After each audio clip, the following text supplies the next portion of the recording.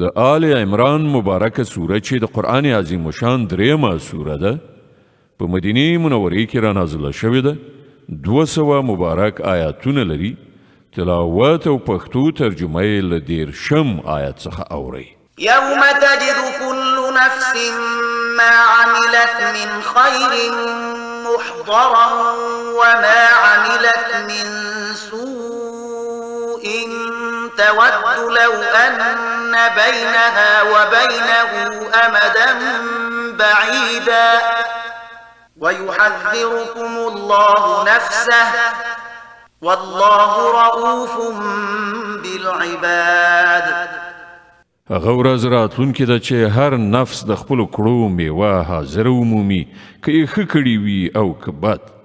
په هغه ورځ به انسان دا هیله څرګنده کړي چې کاشکې له ده نه دا ورځ ډیره لرې وای. الله تاسې له خپله ځانه ویروي او هغه د خپلو بندګانو ډیر زیات خیر غوښتونکی دی. قل إن كنتم تحبون الله فاتبعوني يحببكم الله ويغفر لكم ذنوبكم والله غفور رحيم. ای پیغمبره خلکو ته ووایه چې که تاسې په رښتیا د الله سره مینه لرئ نو زما د پیروۍ لاره غوره کړئ. الله به له تاسې سره مینه وکړي او ستاسې خطاوې به در وبخي. هغه ډیر ښه بخونکی او د رحمت څښتن دی. قل أطيعوا الله والرسول فإن تولوا فإن الله لا يحب الكافرين. ورته ووایه چې د الله او رسول اطاعت ومنئ بیا که هغوی ستا دا بلنه ونه مني نو دا بیا بیخي نشي کېدی چې الله له داسې خلکو سره مینه وکړي چې د هغه او د هغه د رسول له اطاعت نه انکار کوي. إن الله اصطفى آدم ونوحا وآل إبراهيم وآل عمران على العالمين ذرية بعضها من بعض والله سميع عليم. الله آدم علیه السلام، نوح علیه السلام، د ابراهیم زوزات او د عمران زوزات پر ټولو نړیوالو پورته کړی او د خپل رسالت لپاره یې غوره کړی. دوی د یوې لړۍ خلک وو چې ځینې د ځینو نورو له زوزات نه منځته راغلي وو. الله د هر څه اورېدونکی او په هر څه پوهېدونکی دی. إذ قالت امرأة عمران رب إني نذرت لك ما في بطني محررا فتقبل مني إنك أنت السميع العليم. الله هغه وخت اورېدل کله چې د عمران ښځې ویل چې زما پروردګاره زه دا اولاد چې زما په ګېډه کې دی ستا لپاره نظر کوم. هغه به همدا ستا کارونو ته وقف وي. زما دا سوغات قبول کړه. ته اورېدونکی او پوهېدونکی. فلما وضعتها قالت رب إني وضعتها أنثى والله أعلم بما وضعت وليس الذكر كالأنثى وإني سميتها مريم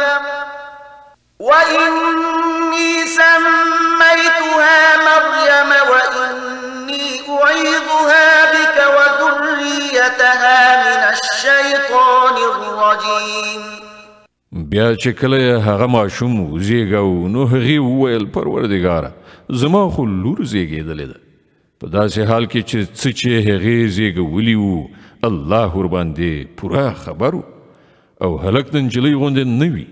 هر څه چې دا ما د هغې نوم مریم ایښی دی او زه هغې او د هغې راتلونکي زوزات ته د رټل شوي شیطان له شر څخه ستا پناه غواړم. فتقبلها ربها بقبول حسن وأنبتها نباتا حسنا وكفلها زكريا كلما دخل عليها زكريا المحراب وجد عندها رزقا قال يا مريم أنى لك هذا قالت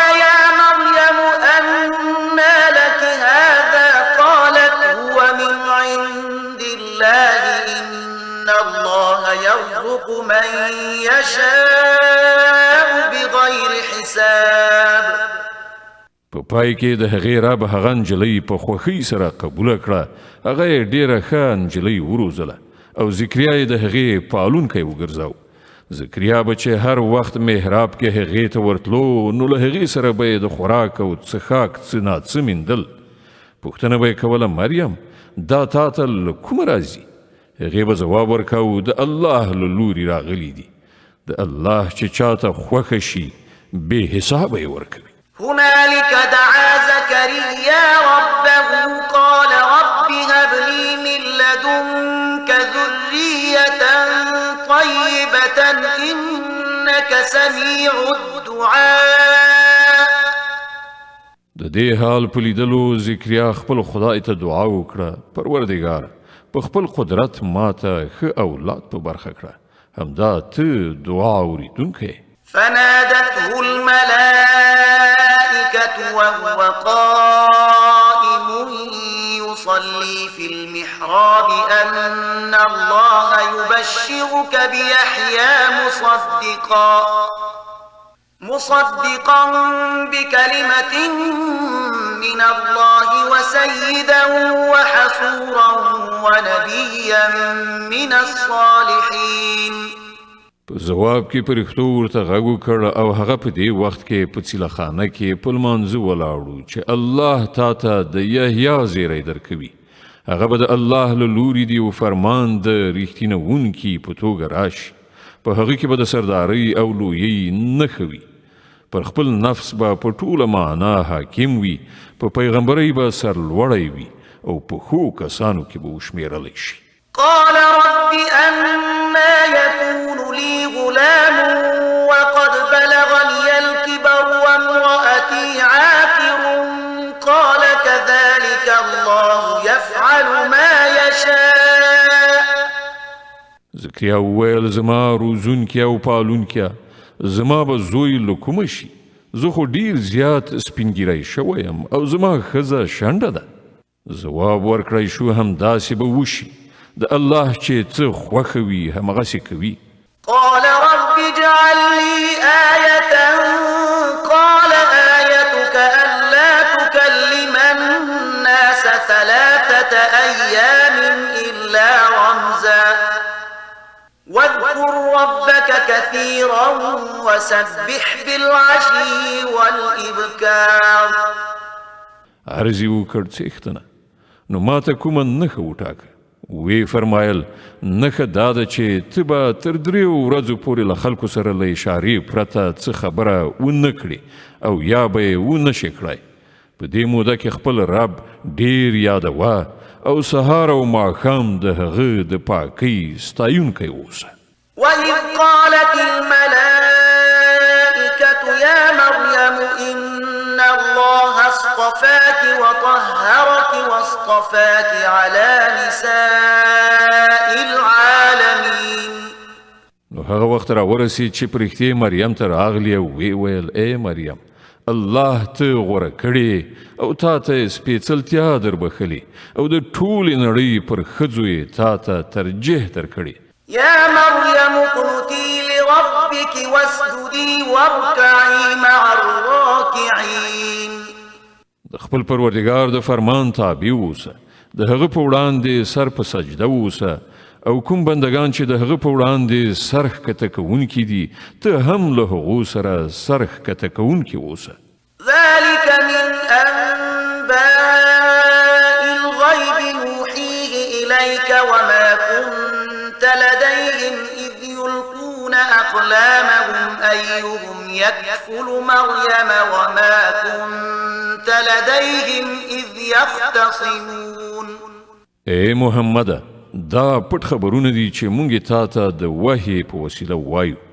که نه ته خو په هغه وخت کې هلته نه وي چې د هیکل خدمتګارانو د دې فیصلې په خاطر خپل قلمونه غورځول چې د مریم سرپرست به څوک کیږي او نه ته په هغه وخت کې موجود وي چې د هغو پرې جګړه وه.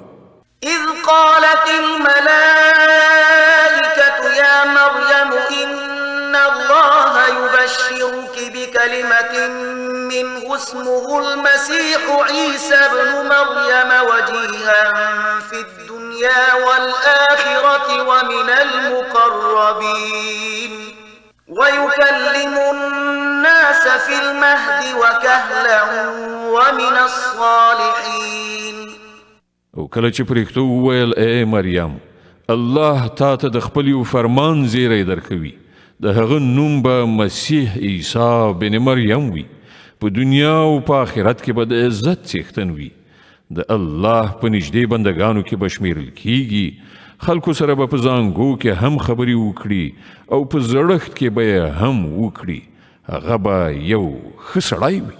قالت رب أنا يكون لي ولد ولم يمسسني بشر قال كذلك الله يخلق ما يشاء إذا قضى أمرا فإنما يقول له كن فيكون. مریم چې دا واوریدل وی ویل پروردګاره زما زوی له کومه شي ما ته خو چا لاس قدر هم نه دی راوړی. ځواب ورکړ شو همداسې به وشي الله چې چاته اراده وکړي پیدا کوي هغه چې کله د کوم کار کولو فیصله وکړي نو صرف دومره وایي چې وشه او هغه کیږي. ويعلمه الكتاب والحكمة والتوراة والإنجيل ورسولا إلى بني إسرائيل أني قد جئتكم بآية من ربكم أني أخلق لكم من الطين كهيئة الطير فأنفخ فيه فيكون طيرا بإذن الله وأبرئ الأكمه والأبرص وأحيي الموتى بإذن الله وأنبئكم بما تأكلون وما تدخرون في بيوتكم إن في ذلك لآية لكم إن كنتم مؤمنين. پرښتو د خپل وینا په لړ کې ورپسې وویل او الله به هغه ته کتاب او حکمت وښیي د تورات او انجیل علم به ور زده کړي او بني اسرائیلو ته به یې د خپل پیغمبر په توګه وټاکي.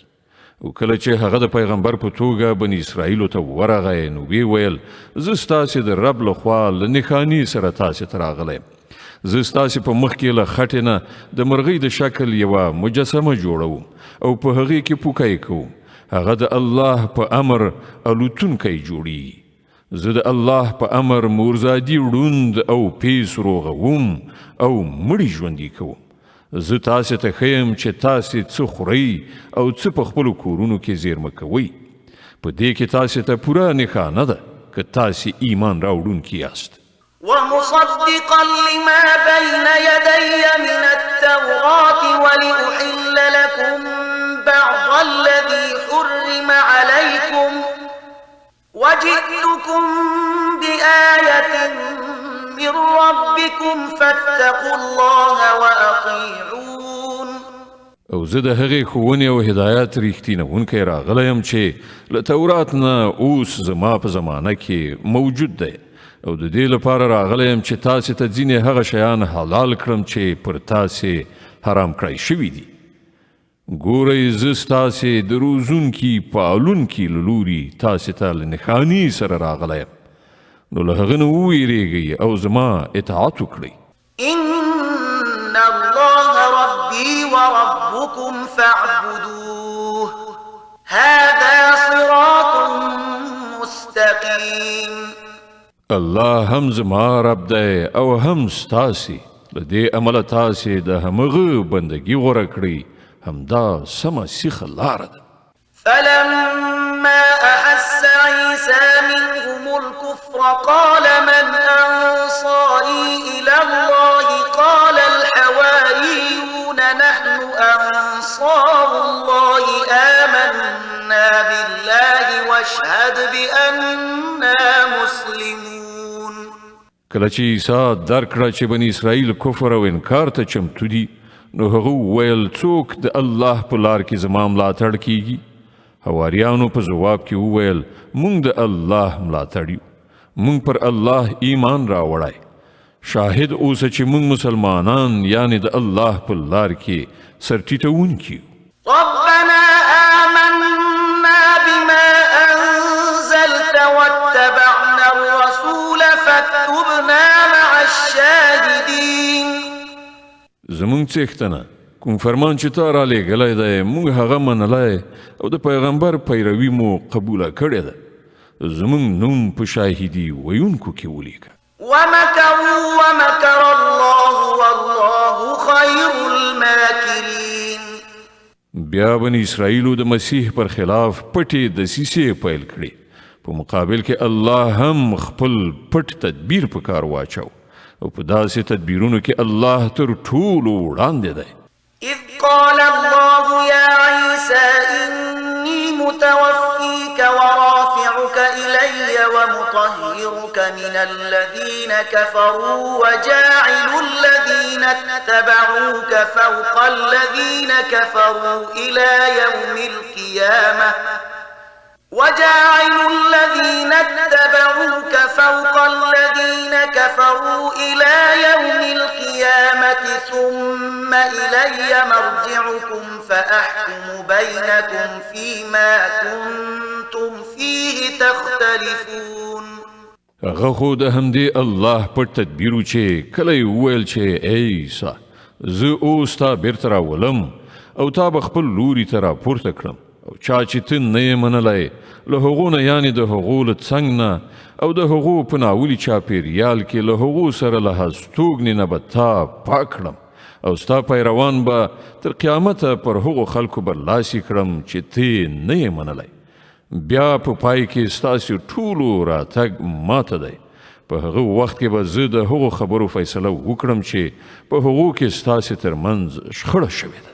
فأما الذين كفروا فأعذبهم عذابا شديدا في الدنيا والآخرة وما لهم من ناصرين وأما الذين آمنوا وعملوا الصالحات فيوفيهم أجورهم والله لا يحب الظالمين. کوم خلکو چې د کفر او انکار چلند غوره کړی دی هغو ته به په دنیا او آخرت دواړو کې سخته سزا ورکړو او هغوی به کوم رستندوی ونه مومي. او کوم کسانو چې د ایمان او نیکیو چلند غوره کړی دی هغو ته به د هغو ثوابونه پوره بشپړ ورکړی شي او ښه وپوهیږئ چې الله ظالمان هیڅکله نه خوښوي. ذلك نتلوه عليك من الآيات والذكر الحكيم. دا له نښانو او حکمت نه ډکې یادونې دي چې مونږ یې تا ته اورو. إن مثل عيسى عند الله كمثل آدم خلقه من تراب ثم قال له كن فيكون. د الله په وړاندې د عیسی مثال د آدم غوندې دی چې الله هغه له خاورې نه پیدا کړ او امر یې ورته وکړ چې شه نو هغه وشو. الحق من ربك فلا تكن من الممترين.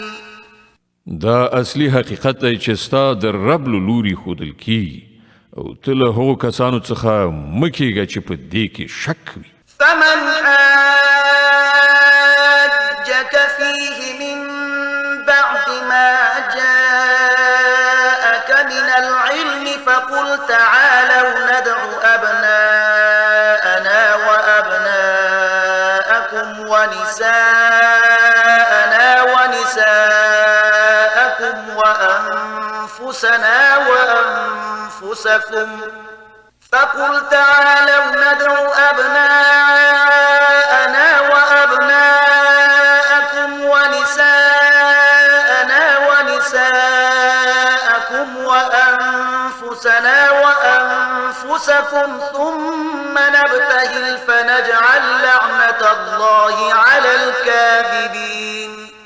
د دې علم له راتګ نه وروسته که اوس څوک په دې باب له تا سره جګړه وکړي نو ای محمده ورته ووایه چې راځئ هم به مونږ او تاسې په خپله راشو او هم به خپلې کورنۍ راولو او د خدای په وړاندې به دعا وکړو چې که هر څوک دروغجن وي پر هغه دې د خدای لعنت وي.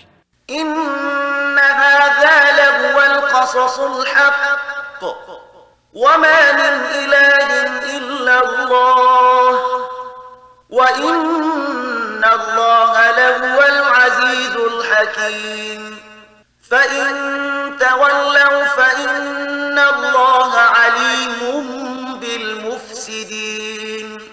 دا بیخي صحیح واقعیتونه دي او حقیقت دا دی چې له الله نه پرته هیڅ بل خدای نشته او هغه د همدې الله ذات دی چې د هغه زور پر ټولو بار او د هغه حکمت د کائناتو په نظام کې کاریګر دی. نو که دوی په دې شرط له مقابلې نه مخ واړوي نو دا به په ډاګه شي چې هغوی مفسدان دي او الله د فساد خورونکو په حال ښه خبر دی.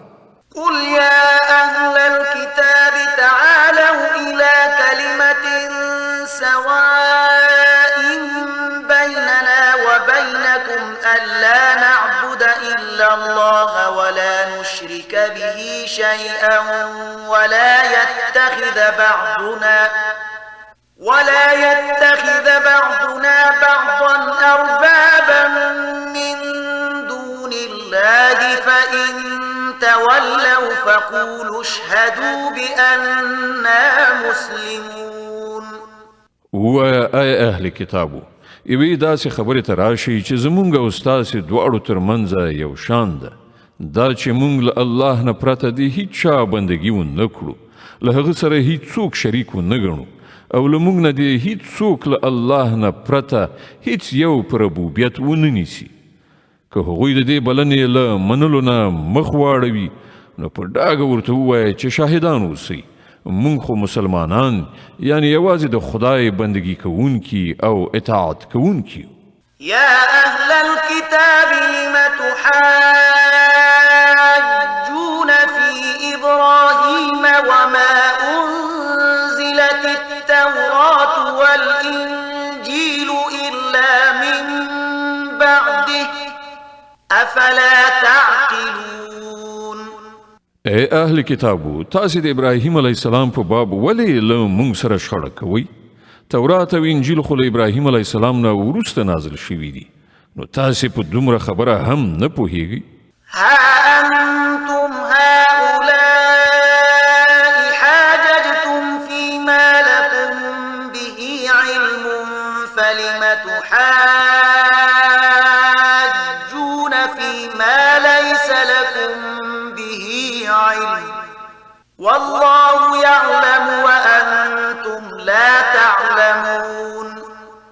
تاسې چې د کومو شیانو علم لري په هغو کې خو بحثونه کوئ په هغو چارو کې ولې څېړنه کوئ چې له تاسې سره د هغو په باب هیڅ معلومات هم نشته. الله پوهیږي تاسې نه پوهیږئ. ما كان إبراهيم يهوديا ولا نصرانيا ولكن كان حنيفا مسلما وما كان من المشركين. ابراهیم علیه السلام نه یهودي و نه نصراني بلکې هغه خو یو لوري ته مخ اړوونکی مسلمانو او هغه هیڅ کله له مشرکانو څخه نو. إن أولى الناس بإبراهيم للذين اتبعوه وهذا النبي والذين آمنوا والله ولي المؤمنين. څوک چې تر ټولو زیات د دې حقدار دي چې ابراهیم علیه السلام ته منسوب شي هغه خلک دي چې د هغه پیروي وکړه او اوس دا پیغمبر او د منونکي د دې منسوبېدو زیات حقدار دي. الله یوازې د همغو کسانو ملاتړ او مرستندوی دی چې ایمان یې راوړی وي. ودت طائفة من أهل الكتاب لو يضلونكم وما يضلون إلا أنفسهم وما يشعرون. اے مؤمنانو له اهل کتابونو یوه ډله غواړي چې په څه چل تاسې له سمې لارې نه واړوي په داسې حال کې چې په حقیقت کې هغوی له ځانه پرته هیڅوک په گمراهۍ کې نه غورځوي خو له هغو سره د دې شعور نشته. يا أهل الكتاب لم تكفرون بآيات الله وأنتم تشهدون. اے اهل کتابو ولې د الله له آیتونو نه منکریږئ په داسې حال کې چې تاسې په خپله وینئ. يا أهل الكتاب لم تلبسون الحق بالباطل وتكتمون الحق وأنتم تعلمون. اے اهل کتابو ولې حق ته د باطل رنګ ورکوي او سره ګډوي ولې له پوهې او ادراک سره سره حق پټوي. وقال طائفة من أهل الكتاب آمنوا بالذي أنزل على الذين آمنوا وجه النهار واكفروا آخره لعلهم يرجعون. له اهل کتابونو یو ډله وایي چې د دې پیغمبر پر منونکو چې څه نازل شوي دي پر هغه سهار ایمان راوړي او ماښام ورڅخه انکار وکړي ښایي په دې دسیسه دا خلک له خپل ایمان نه واوړي. ولا تؤمنوا إلا لمن تبع دينكم قل إن الهدى هدى الله أن يؤتى أحد مثل ما أوتيتم أو يحاجوكم عند ربكم قل إن الفضل بيد الله يؤتيه من يشاء والله واسع عليم. دغه راز دا خلک په خپلو کې سره وایي چې د هیڅ چا خبره مه منئ چې ستاسې پر دین نه وي. ای پیغمبره دوی ته ووایه چې اصلا خو هدایت د الله هدایت دی او دا د هغه ورکړه ده چې یو چاته همغه څه ورکړی شي چې یو وخت تاسې ته درکړی شوي وو یا دا چې نورو ته ستاسې د پروردګار حضور ته د وړاندې کېدو لپاره ستاسې پر خلاف قوي دلیل په لاس ورشي. ای پیغمبره دوی ته ووایه چې فضل او لورونه د الله په واک کې ده چاته یې چې خوښه شي ورکوي هغه د پراخ نظر څښتن دی او په هر څه پوهیږي.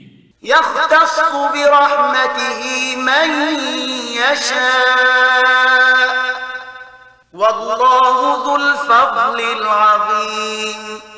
د خپل رحمت لپاره چې چاته خوښه شي ټاکي او د هغه فضل ډیر زیات دی.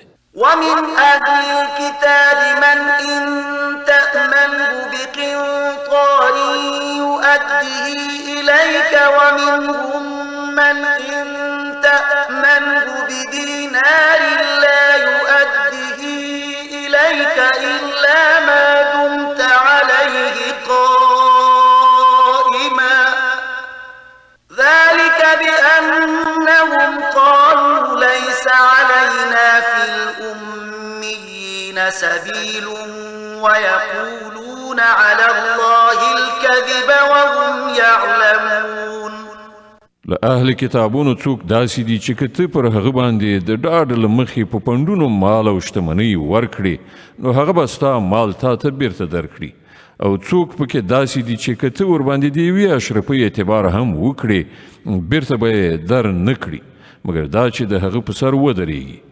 د هغو د دې اخلاقي حالت سبب دا دی چې هغوی وایي د بېسوادو یعنې غیر یهودي خلکو په باب پر مونږه څه مؤاخذه نشته او دا خبره هغوی بیخي په دروغجنه وینا د الله لوري ته منسوبوي په داسې حال کې چې هغو ته څرګنده ده چې الله داسې نه دي ویلي.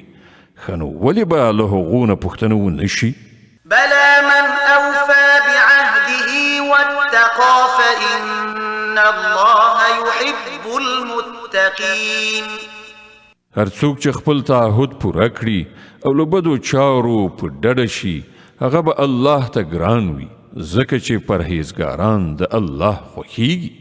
إن الذين يشترون بعهد الله وأيمانهم ثمنا قليلا أولئك لا خلاق لهم في الآخرة ولا يكلمهم الله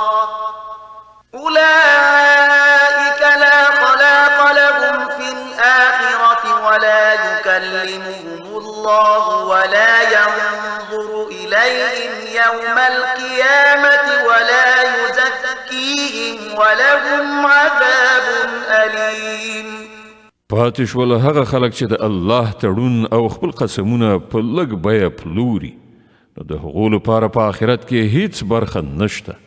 الله به د قیامت په ورځ نه له هغو سره خبرې وکړي، نه به د هغو لوري ته وګوري او نه به هغوی سپېڅلي کړي، بلکې د هغو لپاره خو دردناک عذاب دی.